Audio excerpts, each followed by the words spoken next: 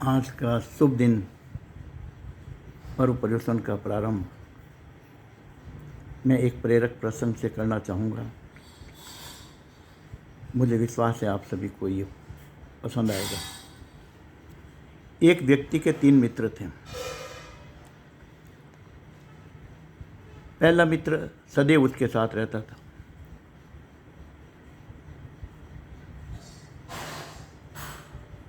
जब भी देखो, जहाँ भी देखो, वो मित्र उसके साथ ही रहता था। दूसरा मित्र अधिकतर उसके पास रहता था। बहुत बार जब देखोगे तो वो दूसरा मित्र उसके साथ मिलेगा। एक और मित्र था, परंतु वो बहुत कम उससे मिलता था, बहुत ही कम मिलता था। एक बार उस व्यक्ति के जीवन में एक बहुत बड़ा काम आ गया। उसके फेवर में कोर्ट में गवाही देनी थी कि कोई मित्र उसके फेवर में कोर्ट में गवाही दे। इस आशा में वो सबसे पहले मित्र के पास गया। बोला, मित्र, एक बहुत बड़ा काम आ गया है,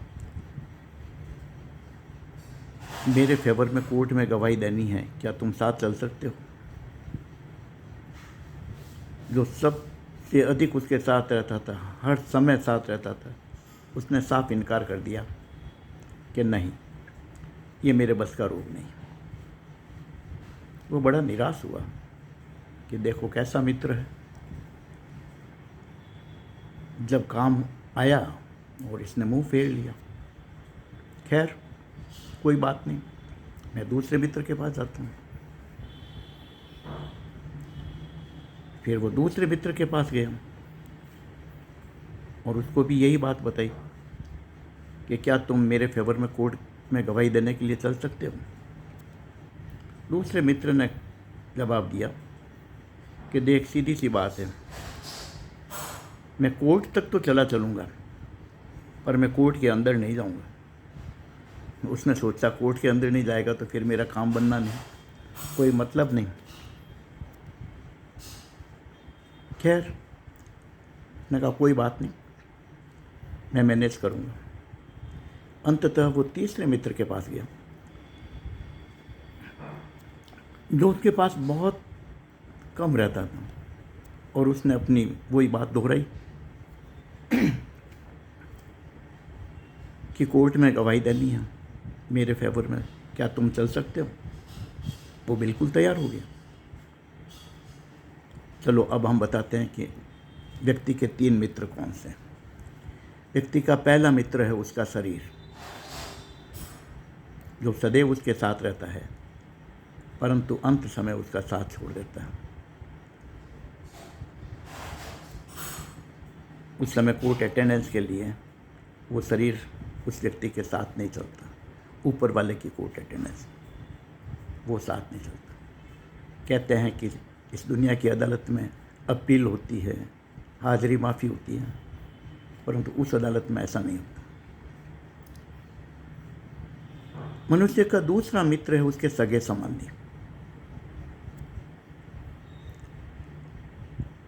जिस अंतिम समय में वे उसको छोड़कर आ जाते हैं, साथ नहीं चलते हैं, सी ऑफ कर लेते हैं, बाय बाय। सगे संबंधी मित्र वो साथ में ज़रूर सी ऑफ करने चलेंगे, परंतु साथ में नहीं जाएंगे, अंदर नहीं जाएंगे। मनुष्य का तीसरा मित्र है, वो है उसके कर्म। कहते हैं कर्म 7 जन्म तक पीछा नहीं छोड़ते, तो मनुष्य कर्म सदैव उसके साथ चलते हैं। कहते हैं भगवान राम ने बाली को मारा था, परंतु कृष्ण अवतार में बाली ने शिकारी का जन्म लिया। सबको भी देते हैं। तो महापुरुषों को भी कर्म ने नहीं बख्शा, तो हम तो सामान्य इंसान हैं। इस कहानी से ये प्रेरणा मिलती है कि हमें तीसरे मित्र की तरफ ध्यान ज़्यादा केंद्रित करना चाहिए। जय जिनेन्द्र। इच्छामि दुक्कडम।